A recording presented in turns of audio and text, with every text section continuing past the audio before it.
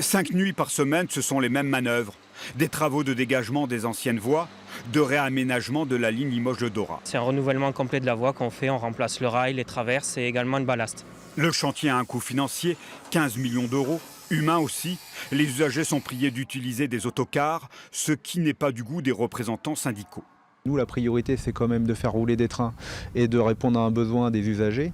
Et ce n'est pas en fermant une ligne pendant 3 mois qu'on va fidéliser des usagers et promouvoir le ferroviaire. Pour contrer ces accusations, rien ne vaut une opération de communication à la mode SNCF Réseau. L'opération finale, c'est de dire on va avoir une voie toute neuve. Dans une salle de réunion en pleine nuit, à l'heure des travaux, ces responsables assurent le service après-vente.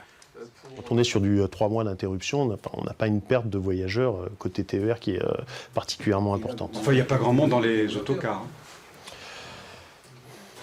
Sur le terrain, les échanges se poursuivent. Il y est question du temps de parcours, 2 heures entre Limoges et Poitiers, une fois les travaux achevés. Il y a encore quelques mois, le trajet se faisait en 1h40, mais le représentant des usagers n'en est plus là. Quand on est à 2 heures, on est au moins au même temps que la voiture. Et surtout, on a l'avantage de rentrer dans les 2 villes en étant sûr de ne pas être coincé dans les encombrements. Le 22 juin, la ligne sera rouverte à la circulation. Des travaux de finition se dérouleront encore pendant 1 mois.